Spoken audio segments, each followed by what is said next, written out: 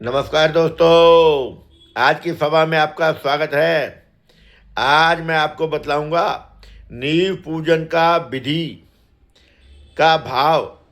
वैसे तो सभी लोग नींव पूजन करवाते हैं निर्माण कार्य के शुरुआत करने के लिए। सभी का अपना अपना विधान है, पंडितों के द्वारा अलग अलग रीतियों से पूजा की जाती है, सबका अपना अपना। लेकिन मैं आपको भाव के तरीके से कि आपके अंदर, आपके भीतर जो भावना हो वह कैसी हो, उसमें नींव पूजन का जो रोल है वह बताऊंगा। सर्वप्रथम तो जमीन पर जहाँ पे आपको भवन निर्माण करना होता है, वहाँ पर आप रहने वाले उस जमीन भूमि के जितने भी जीव जंतु हैं, उनसे आप कहते हैं कि अब आप यहाँ से जाइए, आप अपने अपने लोगों को प्रस्थान करिए, क्योंकि मैं यहाँ पे अपना भवन बनाऊंगा। ऐसे मन में भावना होती है।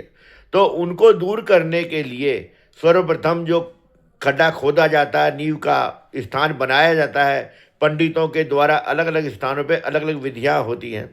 उस स्थान पे जब खड्डा खोदा जाता है, उस स्थान पे जो भूमि में रहने वाले नाग है और भी जीव जंतु हैं, उन सबको ये कहा जाता है कि अब आप अपने लोक को पाताल लोक में चले जाइए। नींव लोक को पाताल लोक का स्थान बताया जाता है। वह खड्डा खोद दिया जाता है और कह दिया जाता है कि आप अपने अपने लोक को जाइए।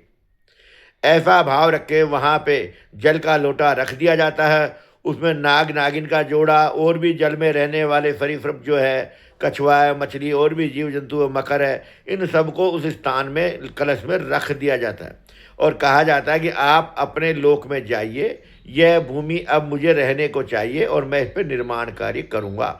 ऐसा मन में भावना रखकर उनकी विधिवत पूजा करके उन्हें अपने लोक में भेज दिया जाता है। यही एक तरीका है भूमि में नींव लगाने का।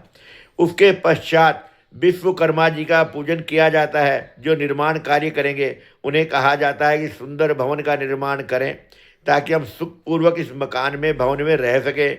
हवा का आना जाना, प्रकाश का आना जाना सभी तरह से व्यवस्थित रूप से हो, सुखपूर्वक निंद्रा आवे और उन्नति को प्राप्त हो, ऐसा भवन निर्माण होना चाहिए, जिसमें आने वाले अतिथियों का सत्कार होता रहे और कुल में कीर्ति बनी रहे, आरोग्य बना रहे और सुख संपत्ति से समृद्ध रहे। ऐसे भवन का निर्माण करने के लिए विश्वकर्मा जी का पूजन किया जाता है।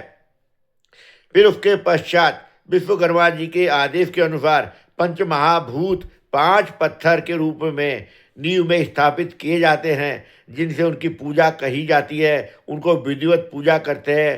पंडित जी 16 उपचारों से उन सब की पूजा करते हैं और उन्हें शुरुआत करते हैं कि ये भवन बने और अखंड बने और लंबे समय तक चले, सुख देवे, आनंद दे। अपने माता पिता पूर्वजों का ध्यान करता हुआ सभी बंधु बांधवों को साथ लेकर वह नींव पूजन करे और उसके पश्चात लोगों को मिष्ठान बांटे और कहे कि शुभ कार्य संपन्न हो, आप सभी लोग सहयोगी हों।